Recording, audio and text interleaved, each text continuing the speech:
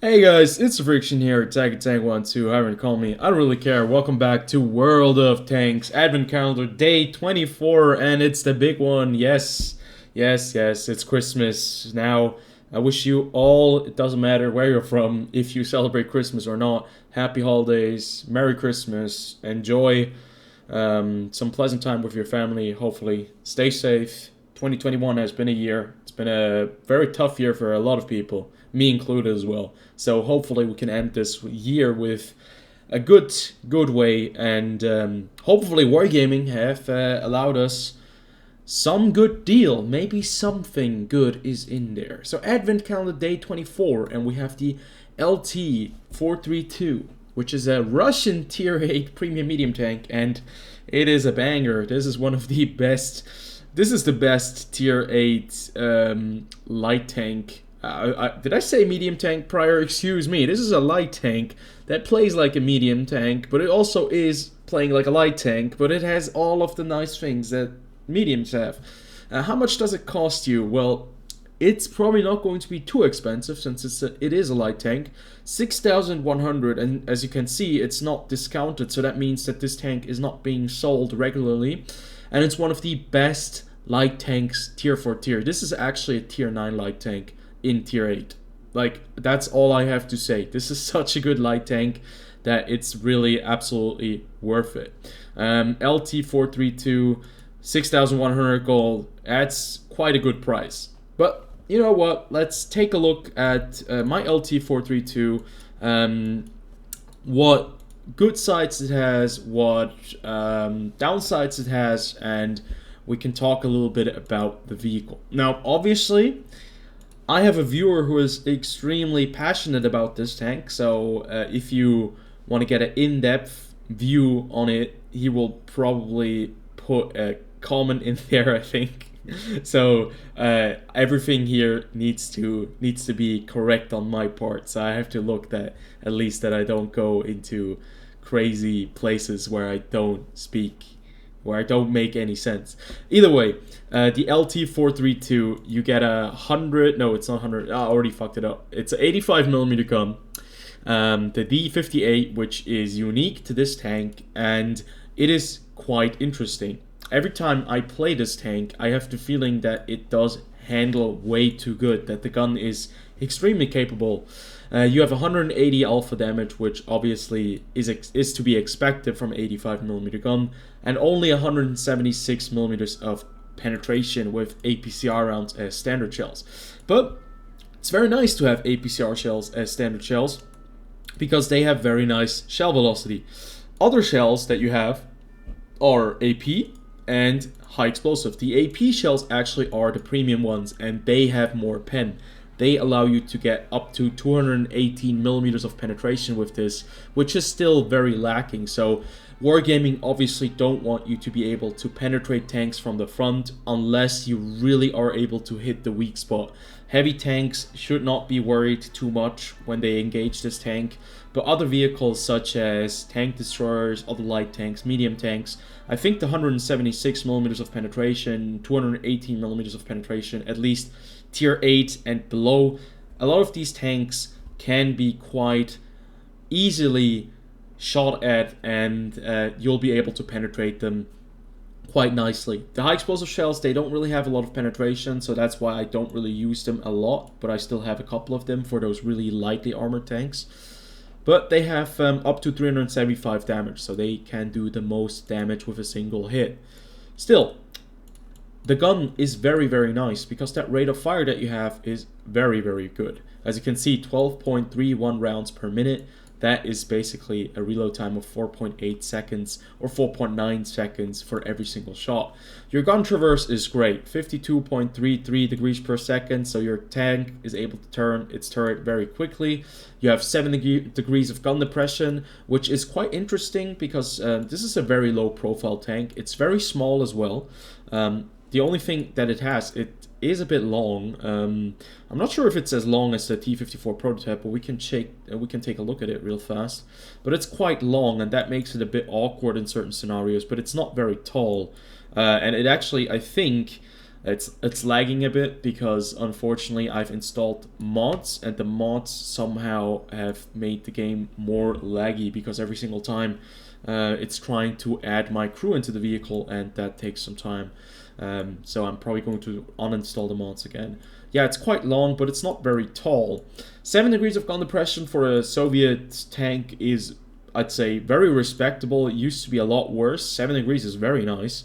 You have 15 degrees of gun elevation, which you probably need. It's very low, so sometimes it's not enough. And your aim time is very, very nice. 1.83 seconds. That's, yeah, light tanks usually have very good aim time. The dispersion, though, it's obviously not the most accurate one. 0.35 dispersion at 100 meters. Sometimes you have some really weird shots, but I don't have the feeling that this tank is extremely inaccurate. I have the feeling that this tank actually does work quite well in long and medium distances when you have to shoot someone. The DPM is quite nice, 2215, and this tank just has something that a lot of other light tanks don't have, and that is the armor and the it is a really good package all around, and we're gonna see that in just a second. Because let's take a look at the armor. For a light tank, this vehicle has a lot of armor. So its hit points is 1100, which is on par with the German ones, I think. The M41 Walker Bulldog, not the Walker Bulldog, but the M4190 is 1200 or 1150. And this tank certainly, yeah, has 1100 hit points. That is a bit of a downside, but you can make it work. Now let's take a look at the hull armor. The hull armor is 70 millimeters at the front, 40 on the side, and 40 at the rear.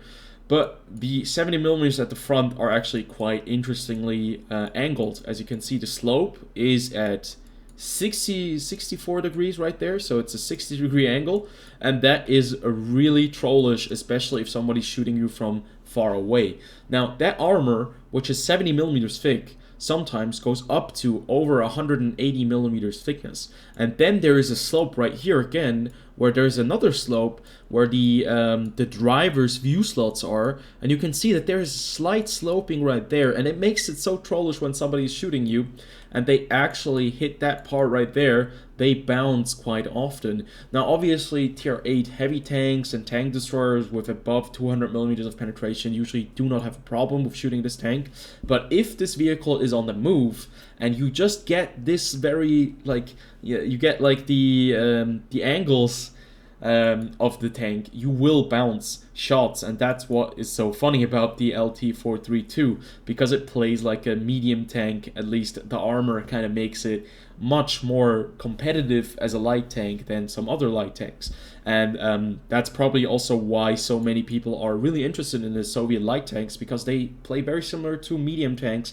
but they have very nice view range. But the view range is a thing we're going to talk about in just a second. So yeah, as you can see, the angles are very important with this vehicle. On the turret, you have 160 at the front, 100 on the side, and 60 at the rear. There is no other light tank at tier 8 that has 160 millimeters turret armor. And you can imagine what kind of turret it is. It is a Soviet turret, so it's very rounded and it's very difficult to go through. Obviously, if you have enough penetration and you hit the right angle, like right where it's flat, you'll be able to penetrate it. But as soon as the turret is just, you know, angled a little bit with the rounded shape, and you will bounce off. There are like crazy. Look at that, the armor potential. How crazy powerful the armor all of the sudden gets the further you go away from the center, and it obviously makes sense. So yeah, this is one of the reasons why this tank is so well liked. The armor is really good for a light tank, and you have to imagine that you won't always be, like, as a light tank, you will not be facing heavy tanks all the time. So you'll not be going into the heavy tanks area where you're going to be slugging it out with heavies. What you're going to be doing is much more, you'll be fighting for very good positions where you can scout enemy tanks, and you'll be fighting against light tanks and medium tanks. And light tanks and medium tanks, they will bounce off your tank occasionally, not every single time, but occasionally, and that will make this tank very competitive. So yeah, survivability really top notch for this tier 8, and that makes it kind of like a tier 9 in my book. It makes it very close to a tier 9. Then we're moving on to the next very good thing, and that is mobility. You have 70 kilometers per hour top speed. Your specific power to weight ratio is incredible, 33.15 horsepower per ton. You weigh about 30 tons max, and your engine power is 900 horsepower in this little chassis. So this thing accelerates quickly, it is fast, and it has that tempo, it has that speed. It can get you anywhere where you need to be. And then coupled with the armor, well, you have a little tank that can bounce some shells and is very fast. Well, you might already know in which kind of direction this is going to be going. We have 58.45 degrees per second traverse speed, which I obviously have with all the skills and everything on the tank and the equipment. That makes this tank a bit more like it turns extremely fast. Even for a light tank, it turns really quickly. Then we're going to the concealment part. I do have camouflage net on this one because I have been passive scouting a lot back in the days with this vehicle, but I did take out the binoculars because I always wanted to be able to be on the move, and thus I decided to go with coated optics instead of binoculars. Binoculars obviously would give you more of a benefit. They will give you like an additional 13% spotting distance, but only if you're stationary. And since I want to move with this tank, I didn't really want to have to be stationary all the time to get that additional spotting range. But yeah, concealment wise, this tank is fairly well concealed. It's a very good light tank when it's passive scouting.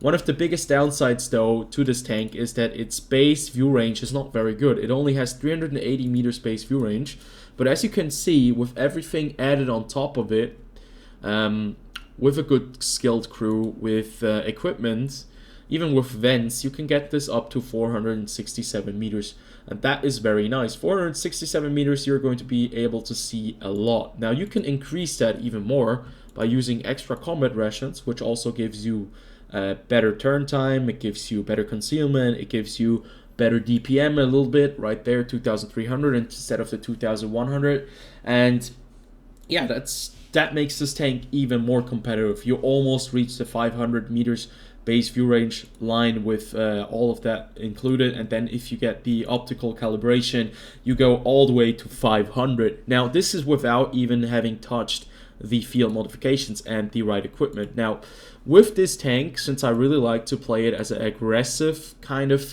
tank, I think that I would keep on vents. I would keep on the coated optics class 1, but what I really am not sure is if I really need the camouflage net class 2.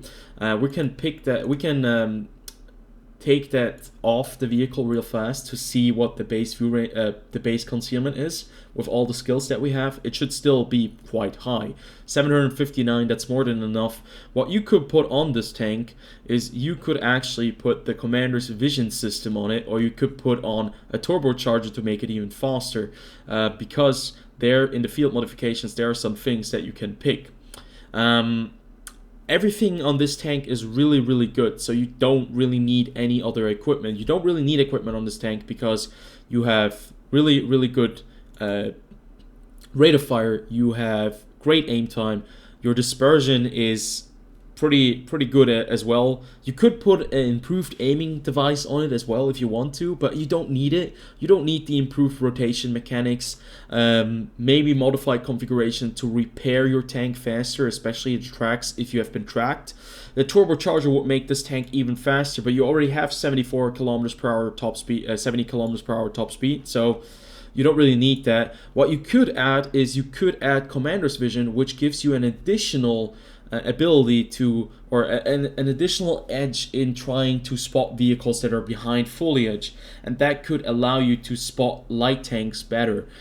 Because you're already this fast, you can actually be a real menace to other light tanks, and that's where this tank comes in so nicely. So let's move on to the field modifications real fast and take a look at that. So I've recently just heard that the field modification on in World of Tanks, that they do cause some really weird side effects that they sometimes do exactly the opposite. I haven't tested it out because I haven't really tried out all the field modifications as often, because I kind of ignored it for a lot of the part because I've just been training my crew in most of the vehicles.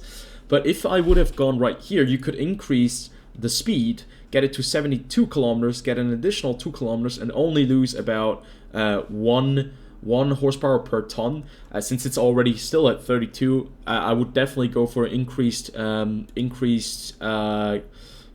speed, 2 kilometers more. That's still very nice. Then right here you could go for more DPM, but at the cost of dispersion. But since my dispersion is already that low, 0.34, which is totally enough for me, I would go for more DPM so I can do more damage. And then down here, what you can do is you could increase your reverse speed on this tank, but at the cost of increased damage to your crew and high explosive and ramming damage. I'm not really sure if artillery fires at this light tank often, but I do have the feeling artillery does like to shoot light tanks every once in a while. So I'm not really sure if I would pick that, but I would certainly not pick the improved protection, because high explosive shells will probably not be that much of a problem for you since you have quite a bit of armor on this tank. So high explosive is not going to be that much of an issue. So yeah, I would either go for this, I would leave it blank, and finally, with the mobility or the firepower tab, you could actually make this tank even faster, get it to 67 kilometers per hour if you have everything selected, which makes this incredible. It makes it so fast, 77 kilometers per hour on this tank. Imagine 77 kilometers per hour on this vehicle. Or you could just increase the DPM even more, and you could get the DPM all the way to maybe 2,500, 2,600, and that is pretty crazy. So I just wanted to show you that this tank has so many abilities, it has so many ways where it can just get to such a level where it's so dangerous to other light tanks. With all the field modifications, with the right equipment, this tank is such a good tank. This vehicle should have never been this good. Let's be honest. The LT-432 should have never been able to get on this level with the equipment. If you don't have the equipment, this tank is already very good. If you have equipment and a good crew on it, this tank becomes such a good tier 9 light tank that it's shocking. So yeah, the LT-432, one of the best, if not the best tier 8 light tank in the game. Absolutely worth 6,100 gold. If you like playing light tanks, if you like Soviet light tanks, if you like Soviet medium tanks, hell, go for this tank. This is really, really good. It's a great crew trainer. It's so much fun. And I've always had a blast playing Russian light tanks. I've always had a blast playing this one. It's so forgivable when you bounce shots that you should not be bouncing. You can learn how to scout with this tank very easily, but it's very difficult then afterwards to go to light tanks that do not have all these very nice features, and you have to relearn everything with a different light tank. But it's so much fun. This is such an overpowered tank. 6,100 gold is a real good deal. Yeah. What more can I say? I love the LT-432. My stats aren't extremely good in it at the moment, even though it's such a good tank, because I haven't played extremely many matches, and I did crash a couple of times. I did flip my tank. This is this tank can flip, so be careful. But still, it's a very enjoyable tank, and if you use so many different consumables and equipments, you can make this really well. Me as a player who kind of doesn't want to spend excessive credits, I usually do not run the premium consumables, so it doesn't really matter to me, but I still have good games with it without the premium consumables. Now, one of the downsides maybe could be the armor penetration. 176 is not a lot, or 218. Obviously, being able to pen someone and having that DPM is only worth it if you can actually do the damage. If you cannot do the damage, well, the DPM is not going to help you out. But still, I think if you have to deal with lightly armored tanks, and because of your mobility, you can just be that flanking element, and having 176 millimeters of penetration or 218 on the side of a heavy tank or a tank destroyer, that's still going to be more than enough. Having all of the other things, the features, the mobility, the survivability, the concealment, the spotting, is just a very added benefit on top of it. And yeah, it's such a great tank. So I hope you guys did enjoy this review. I hope it wasn't too long. But as always, yeah, have a very blessed Christmas. Have a very nice 24th, and have a very nice 25th, obviously, Christmas Day. And I see you guys tomorrow on the 25th. What will they bring on the 25th? I'm very interested, and I'll let you guys know when it comes out tomorrow. Until then, have a good one. Peace out.